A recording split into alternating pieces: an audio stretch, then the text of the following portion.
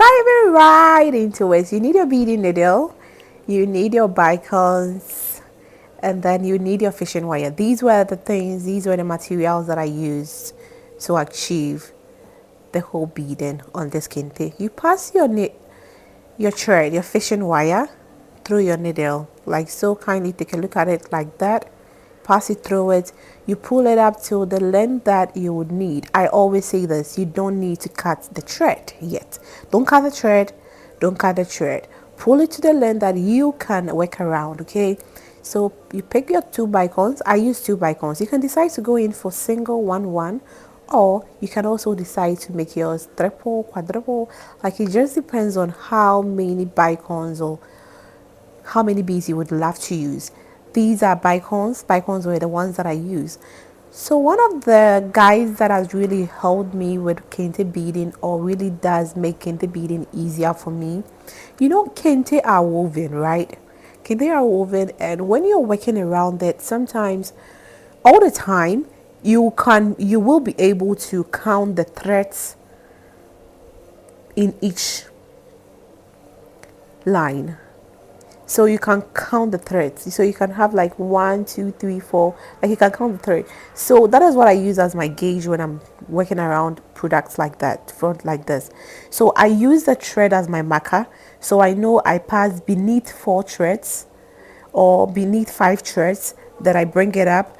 I go in for like that 2 threads, and then I bring it up like that. So it guides me to get that consistent measurement, or that consistent intervals between the bicons. Okay, that really does help me to achieve that. So you can use that as your guide. Because it's kente and it is woven by hand, sometimes it has spaces, and even if it doesn't have spaces, it is that visible for you to count the threads. So you can either go beneath 4 threads and then move upwards, pick your bicons, 4 threads, move upwards, pick your bicons, right, like so. So here you can see me also adding the bicons. I passed it from one center to the other center, and I don't really cut the threads. Like I always say, you try your best to start your beading at the midpoint of your project, right? It is always advisable that you try your best to start at the midpoint of your threads, and you don't necessarily have to pull it too tight. If you notice that they are beginning to become extra tighter, you just have to, release some of the tension between the threads so that it can flow naturally and beautifully on the kente or the fabric you are working around. And I would love to say a very thank you to all my subscribers, fam. I'm super grateful. And yes, I'm back. It's been quite some time since I made a post, and yes, I'm back. So there was a survey that I did on this channel about adding sewing tutorials, and yes, I had over 75% of people being interested in sewing tutorials. So like I said, I will be including sewing tutorials on this channel, so stay tuned and get logged on this channel. Don't forget to subscribe. Don't forget to turn on your notification bell, so anytime I upload a new video, you will be alerted. So this is the format that I used. And yes, in this video I have the burst and unique technique I use to tie my bicons or my beading, or to end them, right? I have this unique way that I do my tying of my bicons. I don't do my tying inside. I do it outside. So stay tuned so that you can see all the tricks, the gist, and every information you would need as a beginner to understand the complexity, simplicity, whatever it takes to achieve an elegant kente or fabric beading. I hope you're enjoying this video. If you are doing that, do not forget to like this video and share with your family, your friends, or colleagues that you think they might find this interesting to watch.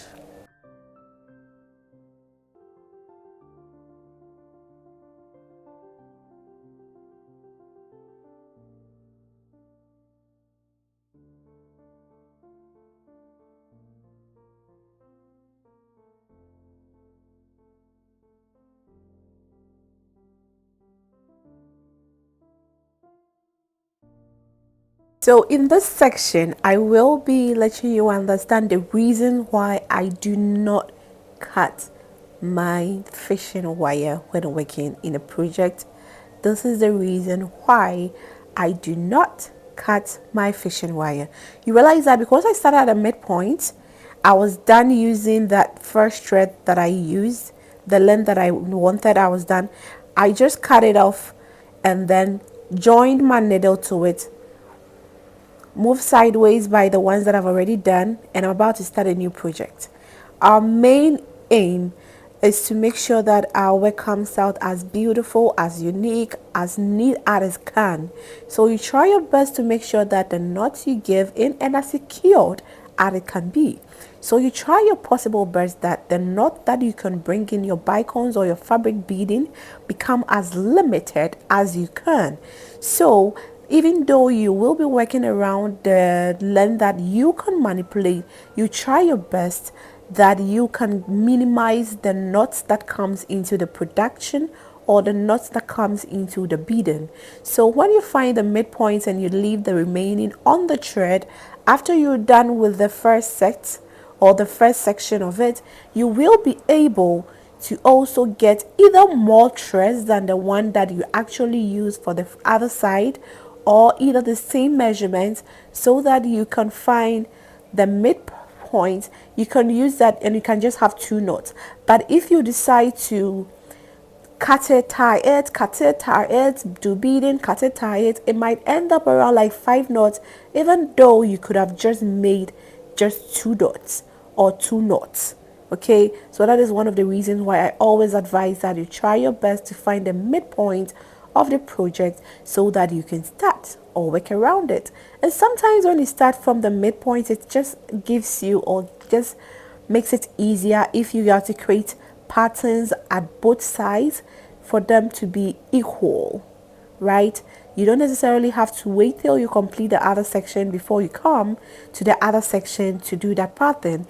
While you are working on the other pattern, you can also take the thread out of the needle, come to the other side of the needle, and then create that same exact pattern that you've created at the left side to the right side. That is the reason why I always advise that try and start your project in the midpoint. And this is it. This question has been asked by a couple of people, more than enough.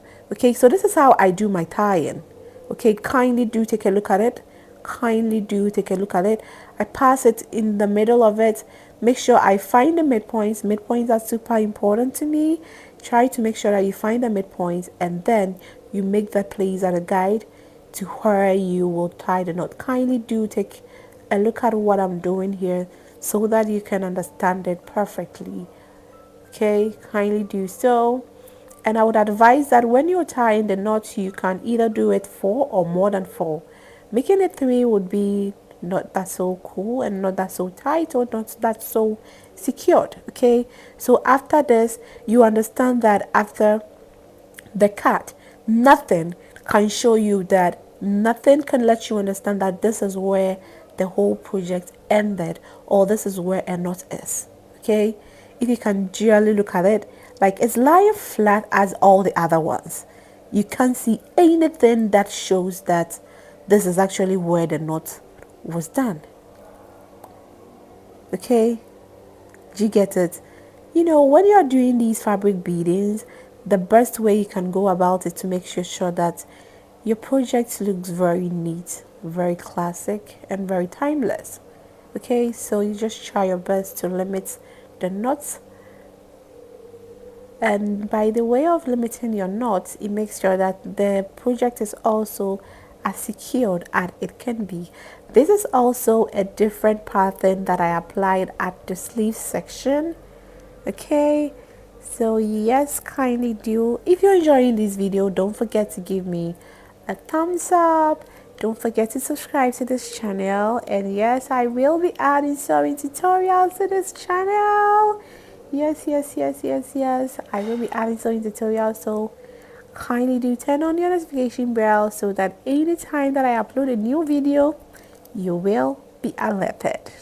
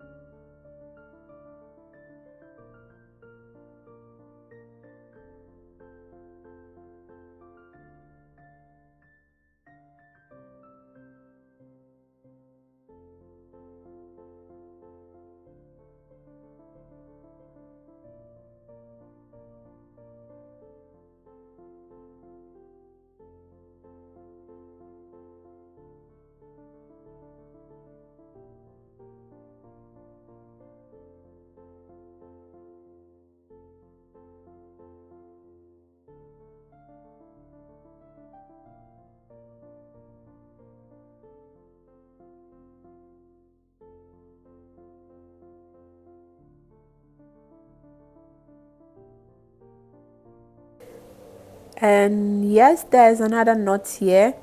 You pass through your bicons. Okay, you make sure that you pass through your bicons in order to give that secured knot that you can ever give. So look at the proceedings on which I did it here, so that even if you didn't get the first one, you will be able to get and understand the second one perfectly.